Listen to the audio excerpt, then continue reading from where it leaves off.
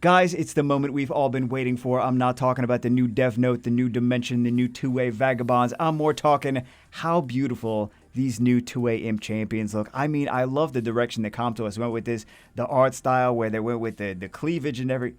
Oh, Mystic Witch! That makes a lot more sense. I was going to say the Imp Champions look really different. They really look different.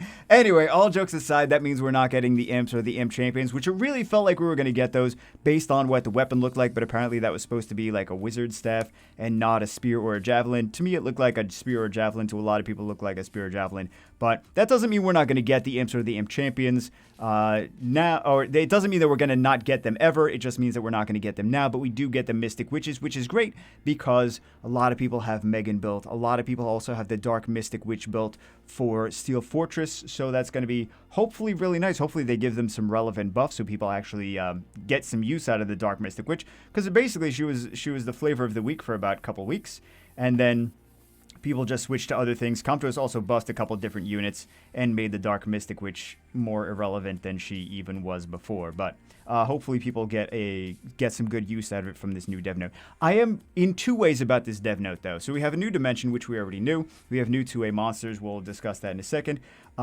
New dimension, not really anything too crazy. The new rune power-up queue function, though. Here's my thoughts on it. We now have a power-up queue, so we can power up many different runes at the same time. Not at the same time, one after another, and then minimize it. Why is all of that necessary when we could have just had instant power-ups? It would have been faster, it would have been more efficient, it would have required less code, not having, I'm going to try to not rant, but it would have been just, we have this extra little system that we have to minimize. Why do we need that? We don't need more stuff, we need just more efficient and less craziness, less chaos. There's so much stuff in the game already after 8 years. They're just piling more stuff in it. That's not what we need. We just need the things that are in there to be better and more enjoyable. We don't need more. We don't need more things that are kind of a nuisance. We need more enjoyable content. That's my opinion anyway, but I really don't understand this power-up queue. I mean, it's still better than we had before, but I don't understand why we have this instead of instant power-ups. We should just have instant power-ups. It's 8 years. There's other games that have this.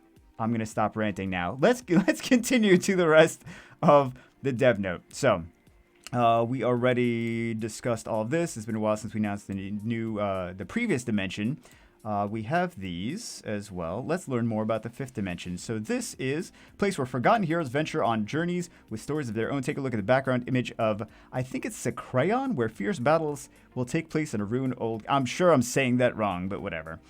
Place in a ruined old castle. So this still makes sense in terms of, like, if it's a ruined old castle, we can have castle-themed units, which we already figured was going to be the case. Or like I said like a battleground thing, but they're going with a ruined old castle. So we still could see things like Penguin Knights. We still could see things like Imps or Imp Champions. They're still kind of castle. They have the suits of armor, kind of not a suit of armor, but they have some armor on them as well. They could fit with the dungeon theme overall. So this looks very beautiful. I really like these artworks. I like the concept art for a lot of different games. I think it's pretty fun. I think of all the things that Comptos sells, I think it would be cool. I'm sure I'm probably alone on this. If you guys like the idea as well, let me know. But I think it'd be really cool to have like a concept art book, like a coffee table book. I don't even know if people have coffee tables anymore. Anyway, that's besides the point. We want to know about this Dimension Dungeon. So we have this, we have Vagabond's Mystic Witches.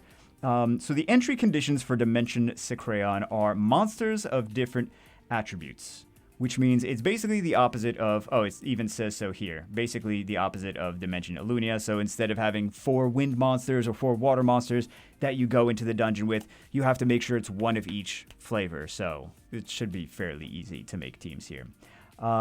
Just in general. So we have the Second Awakening. These look fantastic as well. Seriously, they should do like a coffee table book.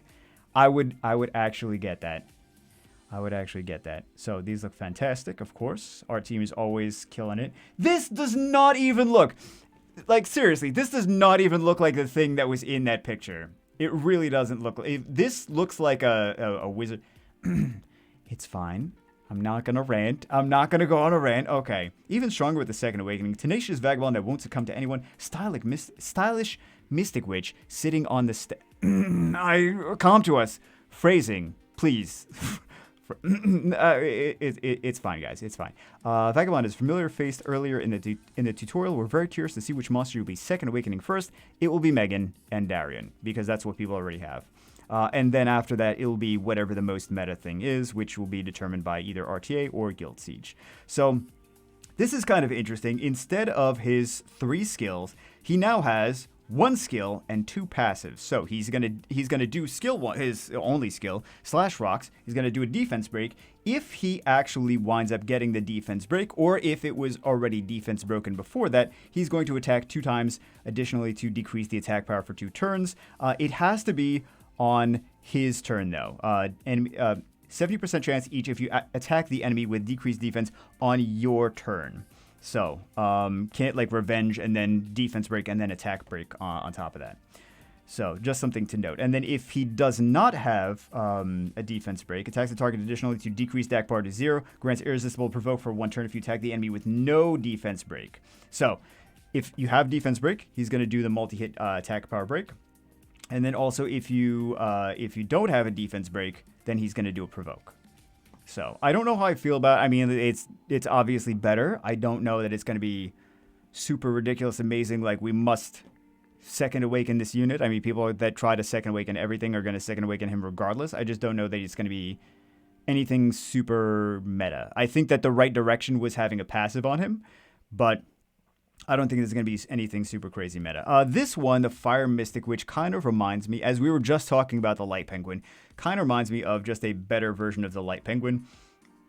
She has a first skill is basically, well, actually, all of her skills are basically the same with the addition of attack bar increase on her spell of removal, which reminds me of the Light Penguin, which we just discussed.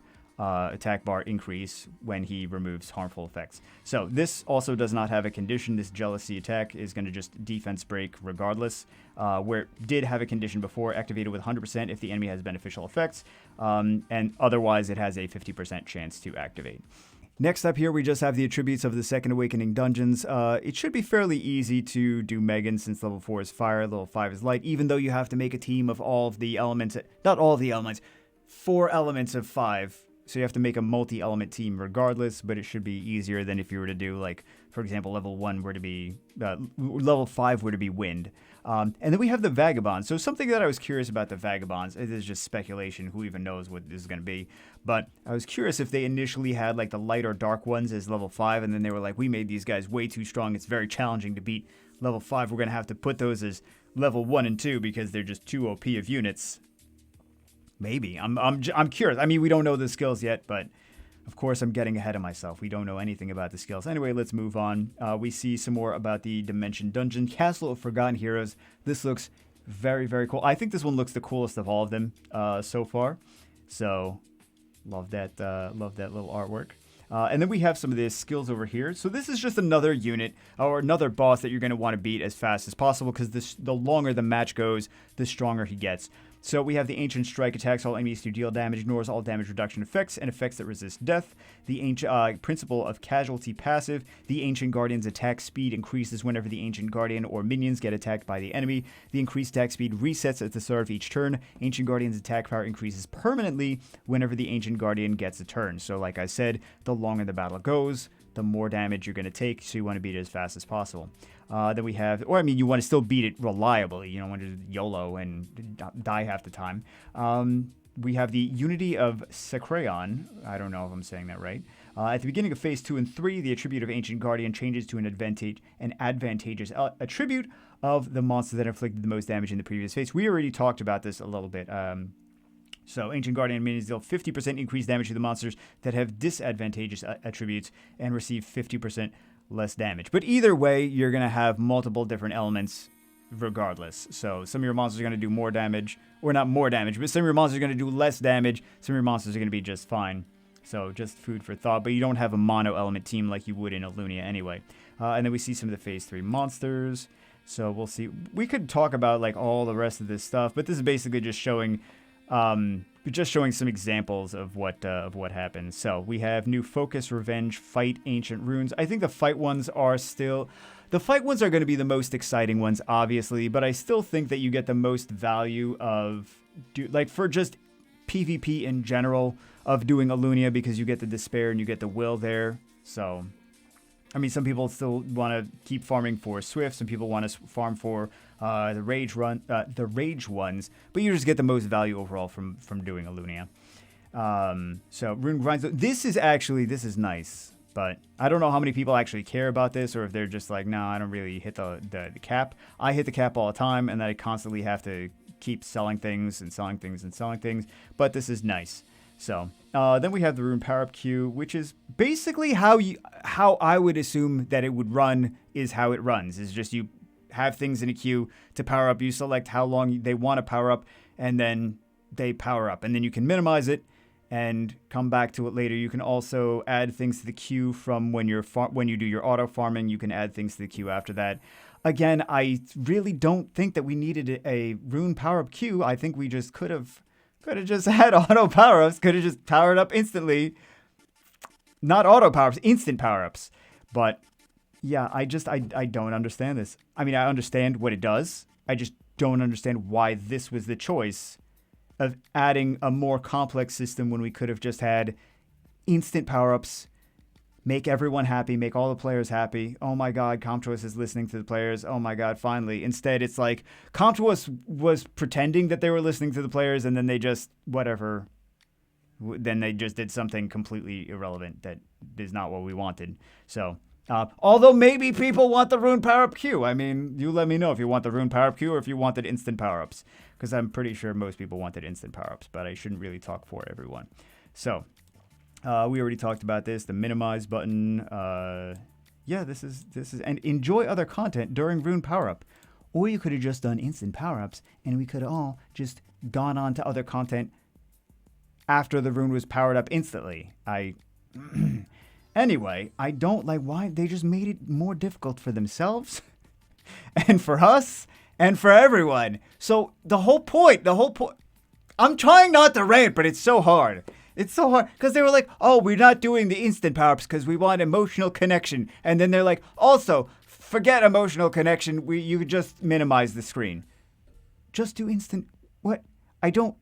Come to us. Why? It's like they want people to leave the game sometimes. I don't know. Sometimes I get that feeling is they're like, we want people to leave. Don't play Summoners War anymore. So anyway, I mean, the rest of it is nice. We get the new dimension. We get the Mystic Witches. We get the Vagabonds. We'll see all their skills later. I'm not super crazy amazed with these skills. This is definitely better. I don't think that makes him meta necessarily. This Fire Mystic Witches is kind of like a budget Annabelle. So for those people that don't have Annabelle, and she also increases attack gauge. That could be very cool as well, right? Even on, like, for example, a double Nemesis Will build could be fun for her as well, right? With super high resistance, this way your opponent comes in, they're trying to strip and debuff you. She takes some damage, she increases her attack. I mean, you'd have to make it very fast. She takes some damage, she increases her attack gauge, and then she does her spell of removal, cleanses everything, increases your attack gauge. Kind of like similar to Annabelle and also Hey Gang at the same time. So that's my thoughts on that. Could actually be more useful than people realize. But anyway, that's it for this one. Amazing looking Imp Champions. Imp Champions would have been fun, man. Either Imps or Imp Champions. Either way, Mystic Witches are going to be fun. I just want new content. New content is better than no content, regardless of what I want and what I don't want. New content is still king. Anyway, guys, that's it for this one. Hope you guys enjoyed it. Let me know your thoughts. I will see you as always in the next one.